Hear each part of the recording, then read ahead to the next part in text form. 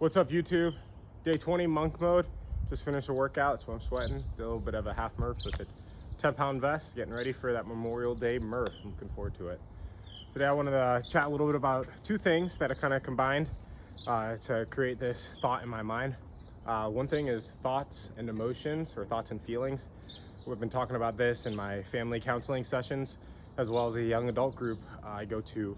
We had a therapist speak since it's Mental Health Awareness Month, and she was talking about thoughts and feelings. So we have that over there, and we have over here stoicism and taking responsibility and control for yourself. Where do these two things meet? Well, telling you a little bit about thoughts and feelings. What I've been thinking about that recently is thoughts and feelings have an inverse relation. I've heard different schools of thought that talk about how you control your thoughts, you can control your feelings and emotions, they influence your feelings and emotions.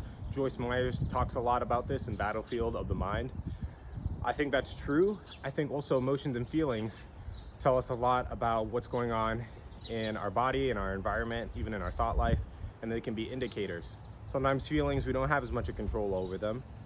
Sometimes they come and go, but we can control how we respond. So there's that school of thought. And I've kind of put both of those together to believe that there are emotions and feelings that we do have control over through our thoughts.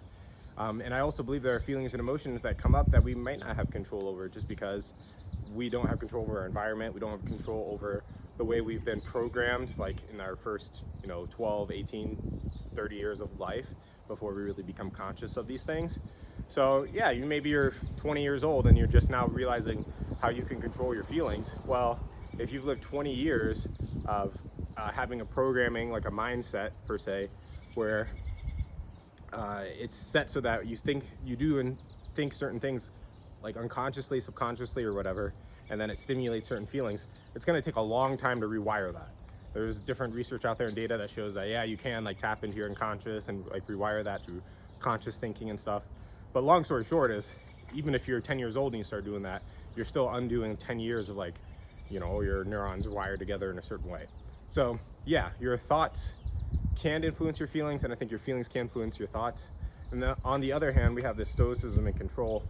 I was thinking during my workout how there are so many things today I don't have control over, but I have control over finishing this workout.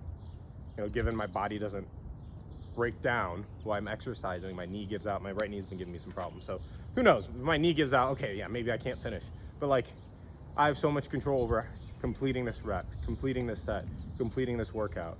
And even though it sucks and I'm halfway through and I want to quit, I have control over that. And it just reminds me, just in life, how you have so little control over your environment.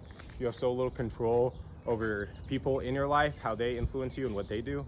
When you go to work, or you have a job, you don't even control the outcome there, but you do have control over taking action. It's kind of that same concept of pound the stone that I was talking about yesterday, that you can show up and you can put in the work, and you have to really trust God with the rest.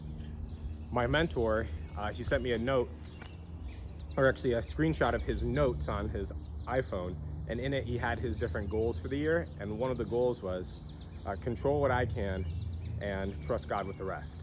And that was super, super impactful to me, because that's really what we have at the end of the day, this idea of stoicism and taking radical responsibility. You control what you can, and you take responsibility for your role as a leader, as a person, and then you have to trust God with the rest. And then I think they kind of, same thing with the thoughts and feelings, the way they combine is just, you have a certain level of control over your thoughts, you have a certain level of control over your feelings. But then there's an aspect and components of your thoughts and feelings that you don't control. And some of it, as you get older and mature, you understand better, and then you can start to control that and influence that. But a lot of us are still on this journey of self-awareness and taking responsibility for what we know about ourselves, right? In this self-development journey.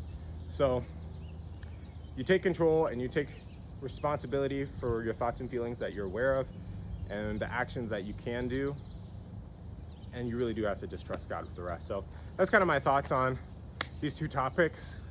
My brain gets going whenever I'm working out, and my challenge for you today is whatever you have control over, to take action in that. Even if it's something small, like Jordan Peterson would say, just make your bed, start there, clean up your room, do that. and don't underestimate the compounding effect of small responsibility over the course of a lifetime. Anyways, that's all I got for you guys today. Peace.